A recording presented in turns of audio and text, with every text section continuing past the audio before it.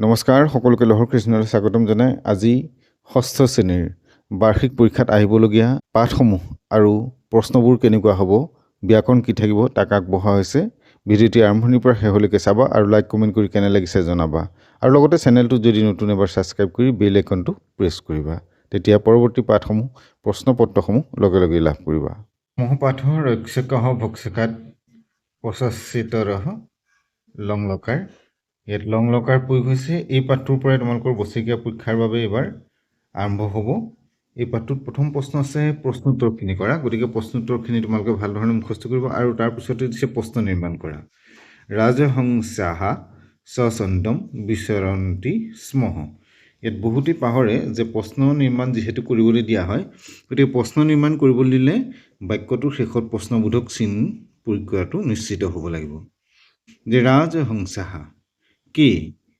সচন্দম বিচৰন্তি স্ম এনেকুৱা ধৰণে প্ৰশ্নবোধক কৰিব লাগিব ৩ নম্বৰতে দিয়া হ'লে অধুলিখিতান শব্দান পৰ্যায়বাচী শব্দেন সহ পৰ্যায়বাচী শব্দৰ লগত মিলাব লাগে যেনেকৈ উপবনম উদ্যানম তেনেকুৱা ধৰণে খগাহা পক্ষীনহ ৪ নম্বৰত ৰিক্ত স্থান পূৰণটো খালী ঠাইখিনি পূৰ কৰিব লাগে ৬ নম্বৰতে দিয়া আছে অধুলিখিতানি বাক্যানি ঘটনা ক্ৰমেণ পুনঃ লিখত এইটো প্ৰশ্ন বিশেষকৈ প্ৰশ্নত পৰীক্ষা তেনেধৰণে দিয়া নহয় কিয়নো ইয়াত এটা প্ৰেগাবৈ দিয়া হৈছে বাক্যখিনি উল্টা পুল্টাকৈ আছে গতিকে প্ৰথমৰ বাক্যটো কোন হ'ব দ্বিতীয় বাক্যটো কি হ'ব সেইখিনি ক্ৰম অনুসৰি লিখিব লাগে আৰু শব্দ অৰ্থ আহে যিহেতু এই শব্দ অৰ্থখিনি তোমালোকে চাবা আৰু ইয়াৰ অৰ্থটো সদায় নিজৰ ভাষাত মাতৃভাষাত বুলি কওঁতে তোমাৰ যদি মাতৃভাষা অসমীয়া তেতিয়াহ'লে অসমীয়াত হিন্দী হ'লে হিন্দীত আৰু সেইমতে ভাষা অনুসৰি অসমীয়া অৰ্থটো লিখিব লাগে একাদশ পাঠত আছে মা কুৰু দৰ্পম মা কুৰু দৰ্পম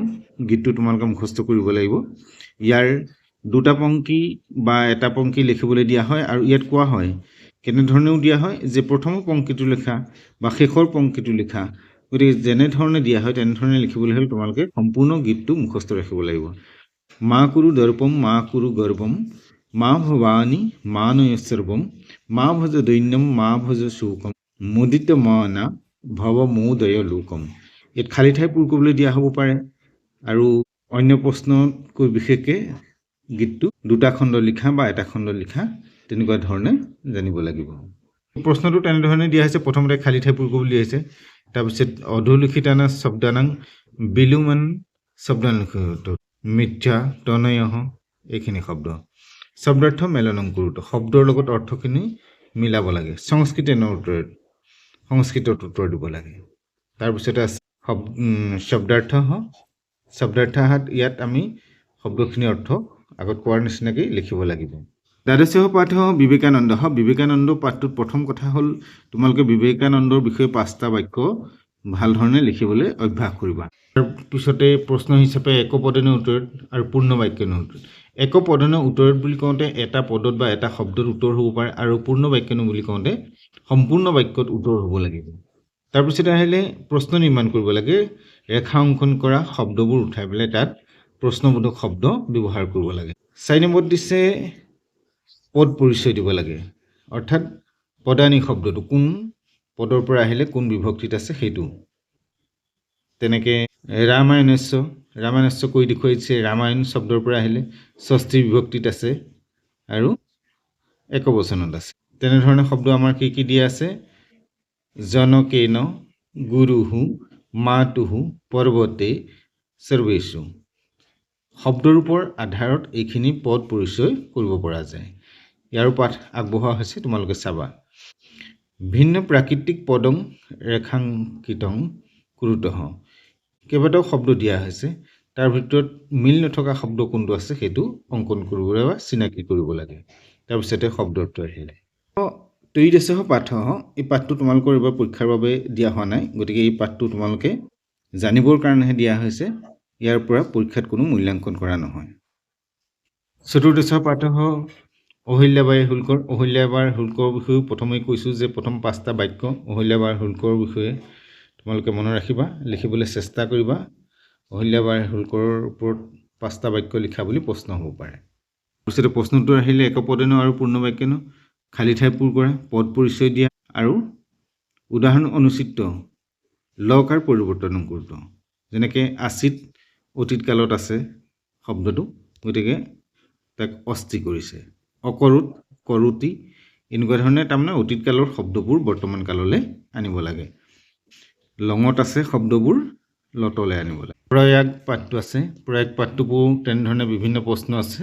একপদনে উত্তৰত, পূৰ্ণ বাক্যেনে উত্তৰত, আৰু ৰিক্ত স্থানৰ পূৰত অৰ্থাৎ খালী ঠাই পূৰ কৰিব লাগে, সন্ধি বিচ্ছেদ কৰিব লাগে। গতিকে সন্ধি বিচ্ছেদ কৰা আমি পাঠ এইকেইটাৰ ভিতৰত এইটো পাঠতেহে পাইছোঁ, সেইকাৰণে এইকেইটা নিশ্চিত হিচাপে ধৰিব পাৰা যে বাকী পাঠকেইটাত নাই, সন্ধি বিচ্ছেদ আহিলে এইকেইটাই আহিব।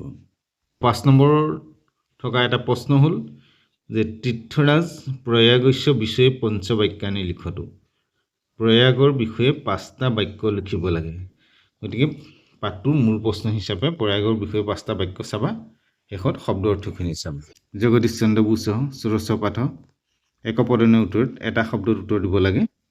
তাৰপিছতে আহিলে পূৰ্ণ বাক্যেনৰ উত্তৰত সম্পূৰ্ণ বাক্যত উত্তৰ হ'ব লাগে, ৰিক্ত স্থানৰ পূৰতো খালী ঠাই পূৰ কৰিব লাগে।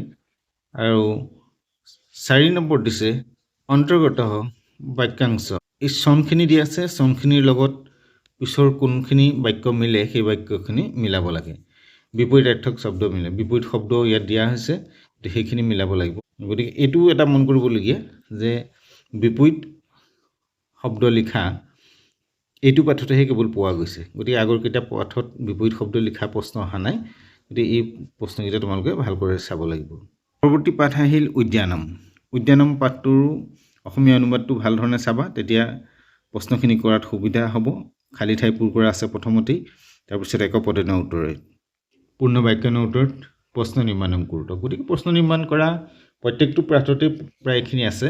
গতিকে প্ৰশ্ন নিৰ্মাণ কৰাৰ কাৰণে তোমালোকে বাক্যবোৰ মনত ৰখাতকৈ নিৰ্মাণ কৰাৰ পদ্ধতিটো কেনেধৰণে কৰে সেই নিয়মটো জানি ল'ব লাগিব। অস্মাকম জীৱনে উদ্যানস্য কিং মহত্বমিতি পঞ্চবাক্যে চুলি। পাঠ আছে চুক্তয়ঃ। চুক্তয়ঃত প্ৰথম কথা হ'ল 5টা চুক্তই ভাল ধৰণে মনত ৰাখি ল'ব লাগিব, যিহেতু ইয়াৰ পৰা 5টা চুক্তই লিখা বুলি আমাক প্ৰথম প্ৰশ্ন হ'ব পাৰে।